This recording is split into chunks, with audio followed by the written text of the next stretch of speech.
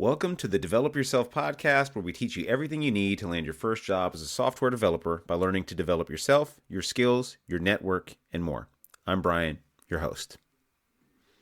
Today we have Erik Andersen, engineering leader, YouTube content creator, LinkedIn influencer, and the world's happiest engineer. Welcome to the podcast. Thanks for having me on.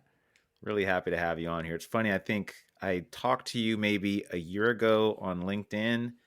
I booked a call with you at the time. You had a link to do that, and we spoke, and you kind of helped me to improve my own content strategy on LinkedIn. You gave me like some ideas about hashtags and other stuff. So it's really cool to have you interviewing you on the podcast and seeing all the work you've been doing to help out junior engineers and stuff online as well.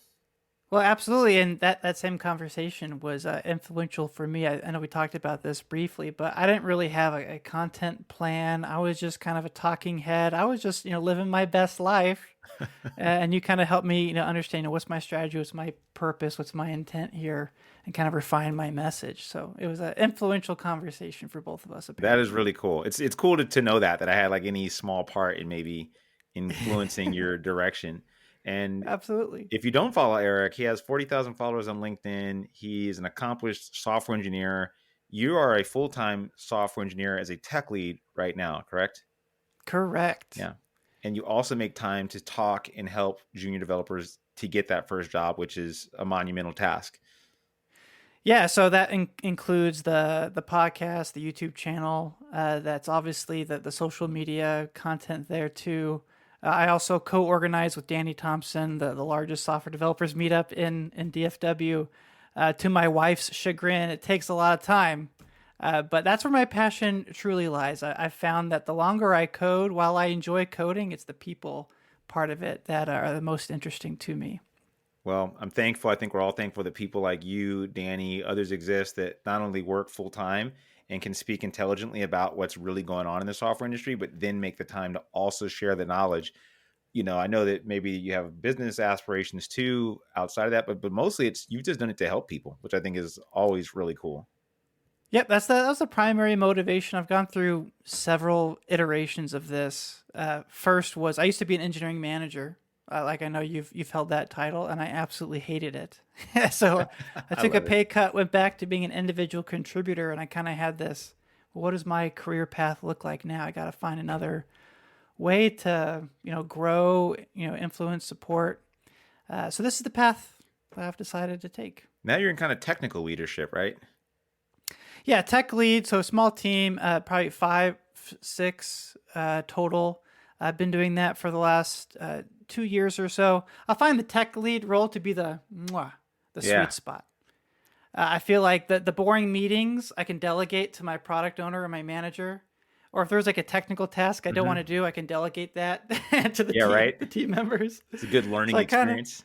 It's an opportunity to grow. Yeah. So I just kind of focus on the kind of stuff I want to do all day. That's awesome, man. And you're good. Like if you have a person that doesn't like people and they end up in one of those positions, it can be not great. And it's cool that you seem to enjoy people as well, and not like you're not overly focused on tech. I assume you like the people aspect, but you also want to be technical. It's a perfect combo. Yes, I still find a lot of fulfillment. It's those quick dopamine hits of solving a problem, fixing a bug, that at least at the manager level when I was there, I didn't get. It was drama every day. Yeah. And maybe you get one dopamine hit when the project ended, but then immediately stressed out about the next big project that was kicking off. And oh my gosh, I need a little more satisfaction day to day. That's what I need. I hear that. That's awesome. And I know you make a lot of content related to helping juniors get their first job and how to succeed on the job. Before we get into that, like, what's your background? How did you get into tech? Yeah, so I have the world's most boring background story, but briefly though, to highlight, my dad told me not to get into software development. He was a software engineer, so as any good, high school teenage kid would do, I immediately rejected my own father's advice and decided to pursue it deeply. StarCraft mods. I made like a little WYSIWYG Dragon Ball Z fan site. I thought was the coolest thing in high school. And then went and got a technical 4-year degree in information systems, not computer science, but tangential. Okay. started in consulting, and then now I'm here. Wow. Okay, that's a pretty traditional path. And you also help out a lot of people like on the non-traditional path, which is interesting. What inspired you to start writing on LinkedIn? Or where did you actually start writing? And was that where you started? Yeah, so two touch points there. So as far as why I started Hmm. publishing online or focusing on those with non-traditional paths, and I have a whole soapbox about this. While I enjoyed my college experience, I recognize that is not achievable for many people. And I was shocked walking out of it. While I feel like I got a great education, probably 2/3 of it was a complete waste of time. Mm, Right? It's these general classes that aren't applicable to anything, or it's classes that are outdated. Generic theoretical concepts, but not really practical programming. And then walking out of that in the post 2008, 2009, seeing so many members of my peers struggle to find work. yeah. And I was like, gosh, there's got to be a better way. People can't just take 4 years off of their lives to get this piece of paper, Hmm. because some, gatekeeper is not accepting applicants from, these non-traditional paths. So anyway, I figured my life needed to have meaning, so I chose this to be my meaning. So that was, anyway, to answer that first question. Yeah. Wow. Okay. And then as far as where I started posting first, it was LinkedIn, because I consider myself more naturally introverted, and other social media platforms seem so, or at least can Hmm. become quite toxic. Yeah. But people on LinkedIn are rather nice. Everybody's professional, generally supportive. They don't get Hmm. too controversial, even Hmm. if somebody disagrees with you. So LinkedIn was my first platform, and it's been about 3 or almost 4 years now since I started. And you're consistent too. That's really funny that you spoke about LinkedIn being like your preferred platform. I hear so much hate about LinkedIn, like, oh, it's so fake, and I'm on Twitter, and I've gone on many platforms: Instagram, Twitter, LinkedIn. What I liked about LinkedIn, which I think that you touched on too, is that your professional, non-anonymous face are on there, so people tend to keep it pretty civil, and you can still say things that you disagree or agree with. Plenty of people have hot takes or opinions, and I'd say even you do too. You definitely are a no holds barred, like no nonsense kind of guy. I feel like too. You're very supportive and positive, but you also aren't just putting like platitudes out there, like just wish for the best and everything's gonna work out. You know, like I met a Yeah, and dog yesterday, and now I hired him to be our tech lead. You know, yeah, that's right. Those yeah. those silly stories. Um, LinkedIn, for me at least, it it represents so much potential in my mind, more than any other social media platform, because sure, I may have 100,000 followers on Twitter, but converting that into collaboration opportunities, at least Hmm. was for me a lot more difficult. Whereas LinkedIn, since it's a professional network, people are a lot more open, like you reaching out to me, Hmm. to, let's do a podcast together, let's co-write an article together, let's host a seminar. Like that's just, it's a natural next step of the relationships you develop on LinkedIn, because that's like what the whole platform's about. It's a really good selling point for that. I never thought about that because I've had a lot of success on LinkedIn, not just like business wise and like opportunities, but I've met so many people that I have like genuine relationships with now. Like, for example, I took your image that we used for your podcast and use it for this podcast. I talked to Ricardo Morales, who I'm sure you know, who's going to be a guest on here as well. And he and I talk on the phone pretty often. I met the owner of Parsity, the bootcamp, which I acquired, and with this podcast, also through LinkedIn. It's pretty amazing the connections you can make on there. I haven't really found on any other platform like that. Yeah, and for a relatively small following, even early on, Hmm. I was getting more, opportunities than I was on any other platform. So I'm not sponsored. This episode is probably, I think, not sponsored by LinkedIn, but Maybe we're we both big are. fans, obviously.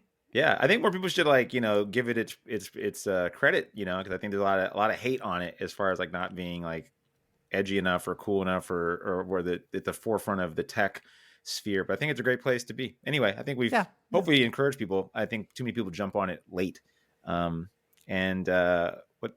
what are some of the biggest issues you hear from junior developers and bootcamp grads? Since you're on LinkedIn, you speak to them all day and you have this podcast too. The number one issue they seem to have is finding a job. But within that, there's all sorts of sub problems. What are some of the biggest ones you've heard from people that prevent them from getting that first job? Yeah, in general, I would say talking to juniors, they tend to focus on what's easy and not necessarily what's right. Meaning, if they're struggling in their job search, their problem is, well, I'm just gonna, I guess, keep coding and get better at coding, which is good to a certain degree. But if you're not consistently getting interviews, it's the job search process you probably need to focus more effort on, and specifically marketing yourself. Or they'll be, oh, I guess I'll grind data structures and algorithms, more, so I'm ready for the interview. Bro, if you're not even getting interviews, like, you don't need to be grinding leak code, 8 hours a day. So anyway, typically the most difficult thing is even getting a follow-up to an email for an application, because so many of them are just getting, rejected right out of the bat. Yep. I spoke with Kyle Simpson actually recently on this podcast as well. And as you may know, he's on the job hunt and having some of the same issues that even new grads are having. Now, he's admittedly much more particular about where he's going to work, but he's still getting auto rejected at his level, which is a little concerning if you think about it, that a guy at that level is, just not passing resume scans.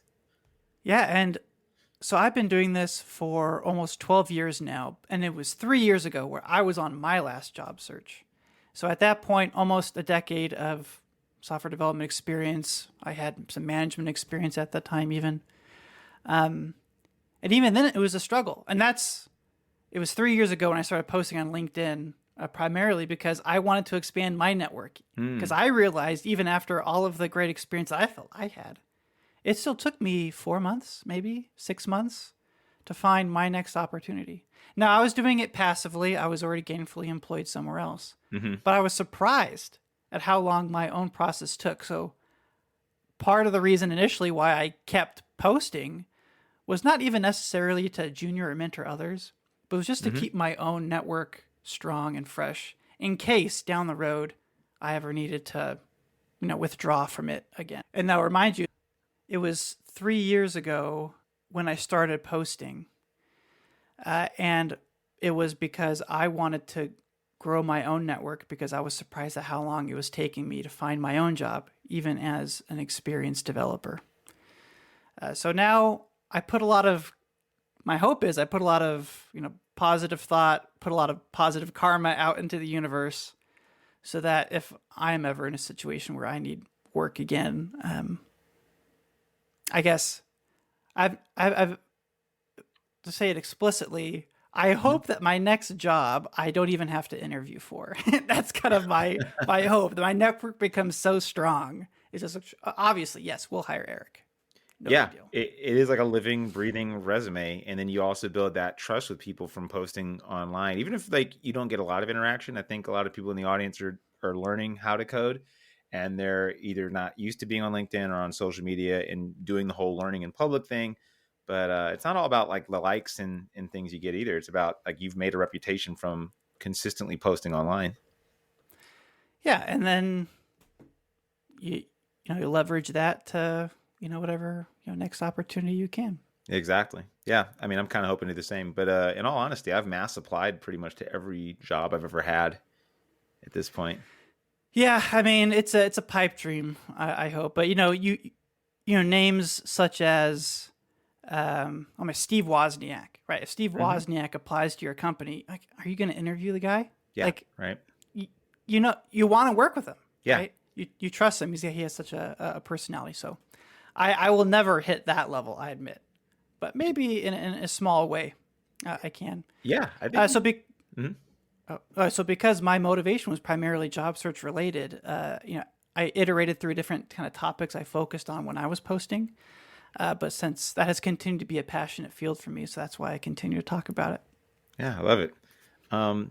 Now, what are some ways you've seen people successfully break into tech? I know you've interviewed lots of people on your own podcast, kind of looked at their stories and how they've gotten in. Have you seen any patterns or things that you say, oh, that was really smart, or that's a great way this person approached getting into this field from a completely unrelated career? Yeah, there are three primary categories that I'll touch on for developers that I talk to. And the first one is it's through a boot camp or college, some connection, some relationship that's already pre-existing that they're able to leverage. Boot camp hosts, some sort of job fair event, and they go through that. That is getting less and less common. I feel like the last year has been really difficult. Even boot camps are struggling to find sizable employers to be able to hire every one of their graduates. The second category is people that rely on typically their existing network. So they have friends or family, maybe not even in the software engineering space, but then they leverage that network to get introductions to other venues that eventually lead to some warm referral to an opportunity. The third category is the people that just say, screw it, I'm going to do it myself. And they either do a bunch of volunteer work, they do freelancing, or they start their own business and try to build some sort of SaaS product. But all of those, what they allow you to do is put work experience or that experience under the work experience line item in your resume. So then eventually, when they do apply through a cold apply, they stand out against the competition because everybody else just has personal projects on there. That's a really good one. Yeah, I mean, that's how I started.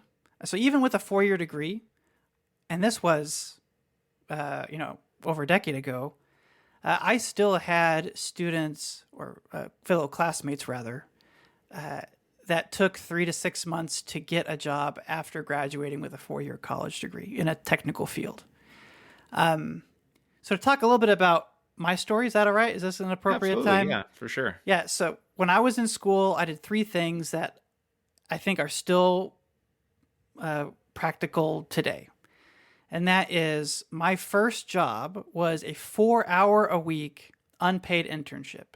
Now, I know that's a controversial pathway to getting experience. I'm not saying a 20-hour or a 40-hour, but a 4-hour-a-week unpaid internship doing mostly SEO optimizations on some front-end websites. But I was messing with some HTML, and I learned how the web worked, and it allowed me to put like web specialist on my resume.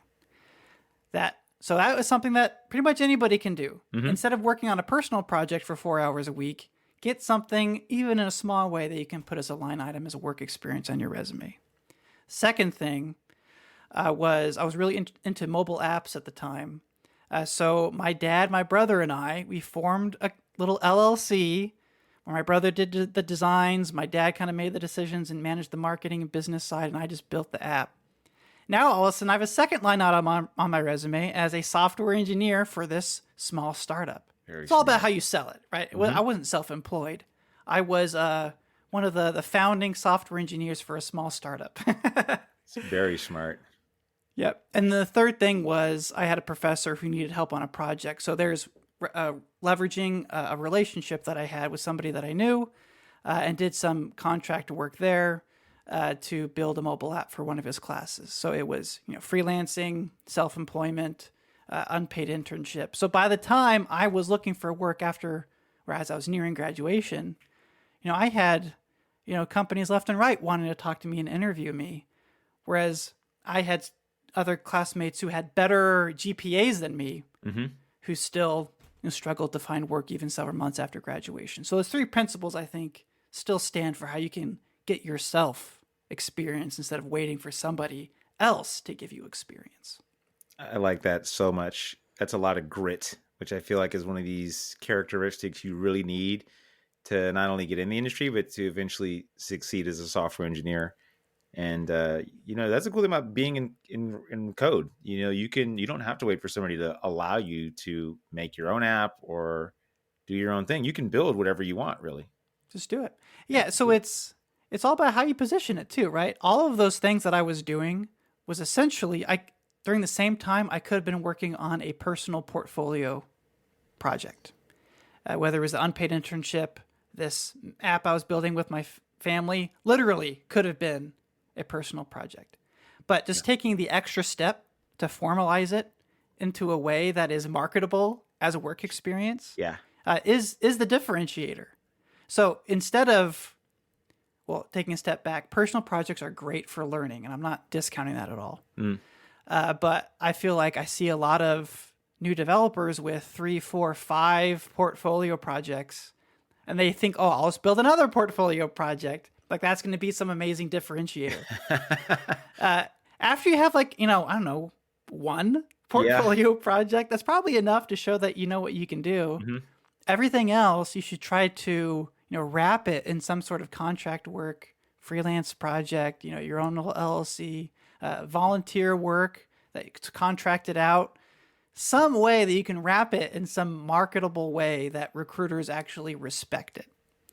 Very good advice right there. Yeah, and everybody has a cousin or an uncle or aunt or somebody that has like some business or a salon or they have a music career. Yeah. They need a website. Yeah, I'm not saying you're going to get paid a lot. I'm not even saying you're going to get paid at At all. all. Right? It's either you're not going to get paid to work on a personal project or you're not going to get paid to work on, a website for your uncle. Either way, you're not getting paid. Yeah, right. But in the second one, all you need to do is like formalize that relationship via some contract or something and then say that you were a contractor for that company. It's technically the truth. Yeah. I totally agree. That's what I recommend most people do. That's kind of what I did too. I mean, I did a very similar thing. I worked like for a contract in quotes. It was like through a buddy. He was a very janky site using like Bootstrap and plain HTML and CSS and some jQuery. And that was my first introduction to like writing code for somebody else. And I got to use that and say, point to something and say, this is something I built for some other person. And that's the experience that recruiters and hiring managers, from my experience, are looking for, because you are dealing with a third party who is defining their requirements, and so you're naturally dealing with some conflict, some ambiguity. If you're doing something like a volunteer work or maybe coding with a larger group in your free time, you're learning Git and how to manage your code base. These are all kind of ancillary skills to the core software engineering skill set that a lot of juniors don't have because they're just working by themselves, alone, solely for so long that they kind of get shocked when they come into the team context, having to pick up a code base that's legacy on several outdated versions of Java, years old or what have you. And I want to know that they can jump in and pick it up relatively quickly. Yeah, no, there's nothing like that actual experience. I want to get your hot take on a couple things and a couple, Oh yeah, couple okay, hot let's go items for it. that I've been thinking about. One, what should boot camps be teaching? You feel they're not. Where are boot camps generally lacking as you see it with the grads that come out of them? I would say that the biggest pain point I see with boot camps right now is that I feel like they are casting such a broad net that they have oversaturated certain technology markets. I feel like, and I have no numbers to back this up. This is just anecdotal here, but 80% of boot camps are JavaScript tech stack, React, Node, Mongo. That market, in my mind, feels very saturated. And the competition is going to be, you're competing against hundreds, thousands of other software developers. I have seen, just from the boot camps that I've helped support, those that are a little bit more specialized in that non-traditional tech stack. They're the ones that typically seem to be doing very well. So I'll say like a mobile development focused one. Or I work with like a game development focused one. I've worked with a data science kind of focus, or at least they have a data science program as part of their structure. Since there's less competition from other boot camps pumping out grads, every minute, they typically have an easier job placing, even if their career services department isn't as stellar as the other boot camps that are doing the typical stack. It's just a supply demand thing. Yeah. I mean, I wouldn't disagree with that either, which kind of led me to my other one was something I've been reading in some form over the last, years, is that the market is oversaturated. And part of me is like, I don't have numbers to back this up either, but I've been reading this for years. And I think we've all kind of seen the iterations of this. And like, is it more true now? Is it less true now? What do you think about that?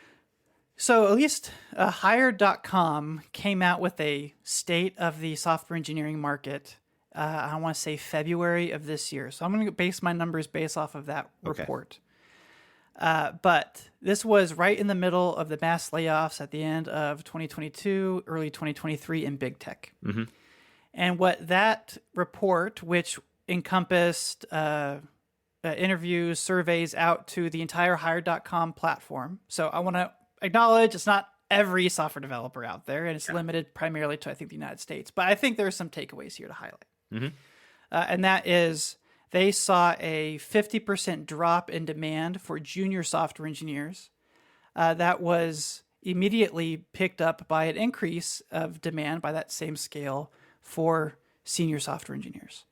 And when I say juniors and seniors, I mean there was a drop for and 50% for developers that had 4 or less than years of experience, and there is an equitable increase in demand for senior software engineers with 4 or more years of experience. So as far as saturation, I think it's a saturation of the junior market because there's been such a sharp decrease in the demand, in particular for entry-level talent. That makes a lot of sense. That kind of follows with what I've seen as an engineering manager and hiring. Um, Finding seniors has been really, really tough. Like Okay, we everybody made wants them. everybody wants them, and we made offers to like at least 3 people, I think, in last year, and they all fell through because they had competing offers. So we had three Yeah. different people that we said, yes, we're ready to hire you. We just didn't move fast enough. It was really frustrating, but also, I mean, I'm glad for those people that they ultimately got what they wanted. Um, yeah, but that is interesting. Okay, I did And not read there's that a report. a dynamic here that maybe Yeah. you felt, and I'll speak from my own Hmm. experience. When I was at my previous company, I was tasked to head the internship project. There were 5 intern, you know, essentially the definition of an entry level software engineer, and we were supposed to deliver some mobile app for our client over like a 3 or 4 month period over the summer. I as one person, and I'm not saying this to brag, but I want to showcase why companies prefer senior level talent. I could have myself built that entire app in the same amount of time as it took me to mentor, coach, train the 5 interns who built that project. They were great interns, love them to death. But my salary was not the same as all 5 of those Hmm. interns combined. So, you can hire one senior, and I think it's justifiable to say they could probably do the job of 2 or 3 juniors. They will have less oversight, and they probably will cost less than the salary of 3 combined junior software engineers. So it's an economic equation. Yeah, I would agree, and I'd say on the other side of that too is that if sometimes you hire juniors and they stay, you mold them into mid to senior level developers, and you've actually gotten quite a bargain on Yeah, that it's junior talent. true. Yeah. It's difficult there too, though. And you talk about my hot takes and not just saying, Hmm. warm fuzzies on LinkedIn. Part of that is because I want junior developers to recognize, I want them to empathize with the company Hmm. here so that they know the game that they're playing. So they're not playing by the rules as they, or the world as they think it should be, but the way that the It world is actually is. right. But the average tenure of a software developer, I mean, last I checked, is what, like Yeah, a year and a half? it's very short. So you invest all of this time and energy into a junior resource, and you take the risk, you train them up. And when they're finally ready to start like paying you back, and maybe you start making some of that investment back, they leave. Yeah, So people don't necessarily want juniors for that reason. I did a similar job hopping strategy. Yeah, right? I mean, we all kind of did, in fact. But now I work at a company with, and I've seen the benefits. So I've seen, and I totally agree. Like you're right. Like you kind of go into it eyes wide open that this person is likely gonna leave, but if they don't, But now if they don't, you've kind of won. So it to us at my current company, we did this. We basically hired only juniors. Yeah, mostly for economic reasons. I'll be completely honest for you. We just didn't have the budget to support hiring lots of senior people. So we said, well, we need, for our purposes, we can get away with hiring more juniors. And we were very, very junior heavy. Was that a great decision? It worked out for us, but I could totally see at other places that would not be a wise decision. Yeah, and more power to you for Yeah, making it work. I'm painting in broad strokes here to kind of understand what a lot of how companies approach this, for but sure. you're totally right. Situations like yours definitely exist. Yeah, but I'd say you're right. Yours is the way you've described it is a little more realistic. And Mm. I don't want to discourage anybody either. I mean, what do you say to juniors that want to break in this market? Do you still tell people, hey, this is a good career to get into? You know, I want to learn to code and I want to get a job as a software developer. Yes, absolutely. It's a great field to get into. Certain technologies may be saturated. It's difficult to get into, but I'm still passionate about it because it represents so much, right? You can work from home, which you start talking about, people with non-traditional backgrounds, career switchers, stay-at-home moms, people who live in lower income neighborhoods who can't, move to the big city, people that can't, afford a 4-year degree. Like this is the way for them to fix their lives. They're not going to, get a job as a lawyer or a doctor. Like those professions, other high paying professions require extensive training. Software engineering, you can do it in a relatively short amount of time. And I would love to see a shift towards more, apprentice style education for this field as opposed to the 4-year degree. So anyway, I'm still optimistic about people getting in. We need to be real with the strategies for what you need to do to make Yeah. it happen because it's not like it was a few years ago where if you could spell JavaScript, you got a job. I know. I'm glad you said that because you're right. It's a massive shift. I mean, it's changing a full career, and it's a lot is gonna it can change your life. I mean, it certainly changed my life. I know it's changed a lot of other people's lives too out there. But yeah, anything that's worth doing is generally gonna be difficult. In some Yeah, way. but that's why I love being a part of this, right? You start. I was working with a woman a few months ago who was a former high school math teacher, right? Making pennies, right? Scraping by. Yeah. I think she was in a dual income household, still barely able to make rent, pay the grocery bills, support her family. Difficult. This Hmm. is a woman who went and tried to do the quote unquote right thing. Get a college degree, take out loans, just to have her life be set up to be in like this very difficult situation. Yeah. 6-month program, was able to find a job shortly after, making like double what she used to make, and just the amount of light in her eyes after that happened, like that is the satisfaction. Like that's the reason why I do this, is because Yeah. I love being part of that transformation. It is awesome when you see people like I'm sure we both now have seen people you may have talked to a year ago or however many months ago, and you find out that whoa, they finally got that job. Like that is one of those Gosh, feelings yes. that's really hard to describe. You're like, oh yes, like Yeah, like and then now they're, at least for the foreseeable future, yes, there are some fears about AI, yeah, but at least for the short term, midterm, foreseeable future, they're gonna, save a lot of money. You don't know where things are gonna go, but they've made it. yeah. It's They've really made cool it. to see, especially when you see people that are down and think I've applied to 1,000 jobs in the tri-state area and no one will hire Yeah. me. And then I mean, I'll be honest. I've never seen anybody. I don't think I've ever seen anybody that like just was consistent, even regardless of skill level. Honestly, over the years, I've just generally seen that people that are consistent tend to get hired, and it's a weird thing. It's kind of frustrating actually because I wish I could tell people like there are mistakes you can avoid, of course, and you have a lot of great advice on that. But in general, I feel like people just kind of keep at it, eventually get somewhere. Yeah, and to nitpick a little phrase that you used there, you said that the people that I see that are consistent, and you kind of emphasize the consistency part of it.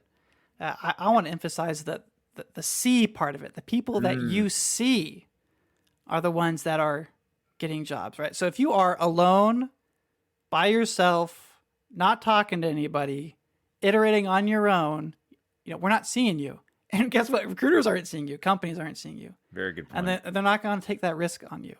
So it's about being consistent and public. That's a really good point, because you're right. That's my own bias of like, these are the people I know from following them or seeing them around, and they finally Yeah. update me and say, hey, I made it. Or I see their post saying, hey, I got the job. I'm like, oh, awesome. But you're right. For everyone we see, there's probably 10 to 20 that are suffering in silence, potentially. I read this book, Rich Dad, Poor Dad. Mm-hmm.